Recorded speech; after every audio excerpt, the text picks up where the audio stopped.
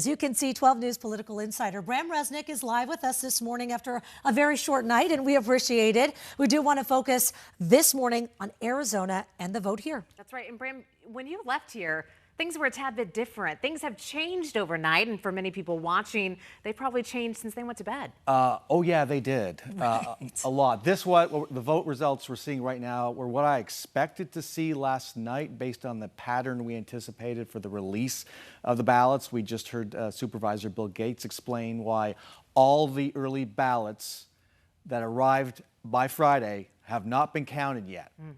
That was moved back to the early ballots by Thursday would be counted, by Wednesday. Right. Now it's Tuesday, so I don't know what's going on. But now this morning, the results you're seeing do reflect the larger the Republican registration advantage. We are seeing all the margins growing for Republicans or Republicans who were behind last night catching up to Democrats. That's happening across the board. We'll get to the Senate race in just a minute, but that is now one to watch, the Senate race versus with Ruben Gallego against Kari Lake. That has gotten a lot closer. It is interesting. Also in Congressional District 1, as we going to bed last night, newcomer Democrat Amish Shah was slightly ahead, even though they were still very tight races against incumbent Republican David Schweikart. Now this morning, Schweikart has pulled ahead.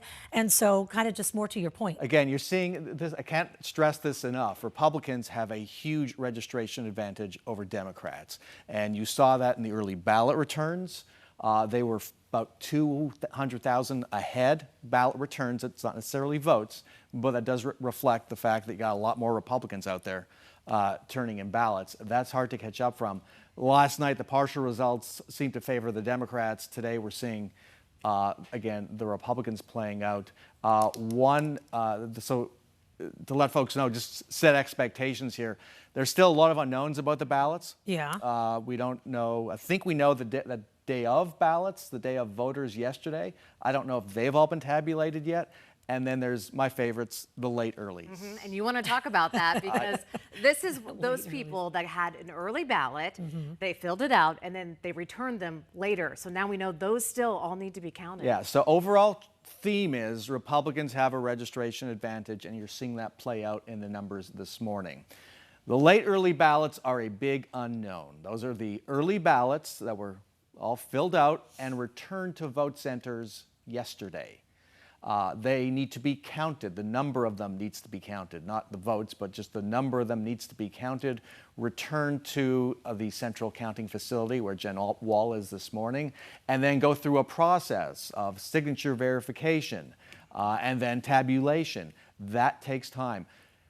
For Democrats, they are counting on those late earlies to kind of come to the rescue at some point in this campaign, in this election. Come to their rescue, save some of their candidates, perhaps help them leapfrog Republicans. But we don't know what that number is, have no idea whether they're Democratic, Republican, independent voters. So big mystery. That's something to watch out for down the road. That could change. And one more thing, as of now, we have 2/3 of all ballots counted statewide. So about 1 million ballots or so left to count.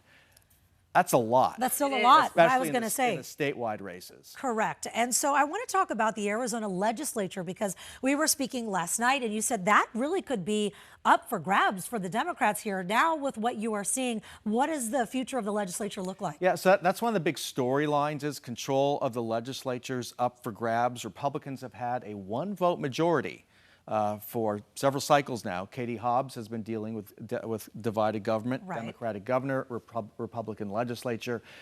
She and her allies have spent millions of dollars in this election to basically win back the legislature. Still unclear whether that's going to happen. It might take a few more days for the dust to settle. But last night, it looked like Democrats are doing pretty well.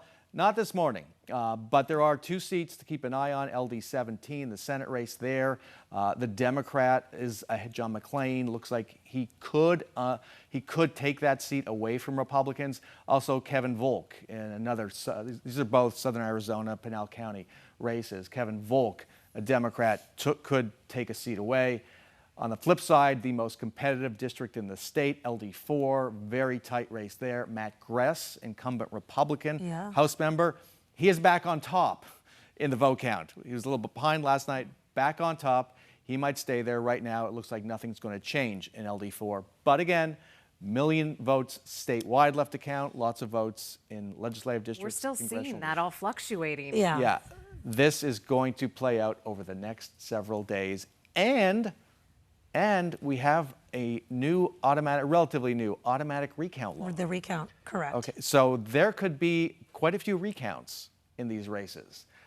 Big difference from 2020. That took effect in 2022. We saw some recounts there.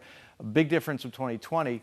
In 2020, if this recount law had been in effect, the presidential race between Joe Biden and Donald Trump would have gone to an automatic recount. If any race, if the margin between the two candidates is 0.5% or less, there's a recount, and that happens quite often here. Well, and we're seeing with these tight races that is likely what we may see for the first time with this new rule here in this election. Boy, it's always fun to get to talk to you and pick your brain about these things because you've been covering them for a while, and this is also why we try not to call any of these races too early, just because everything can flip-flop a little bit. Especially that Senate race. Keep your eye on the Senate And race. we have a lot more to talk about that. You're going to be joining us at 7 a.m. on 12 Plus. That's on your smart TV. So we hope you will stick around for that because Bram is coming back to dive into that and much more of the national impact Arizona is having. So Bram, thank you so much for waking up with us. And again, he will join us again on 12 Plus at 7, where we'll again be talking about that national focus.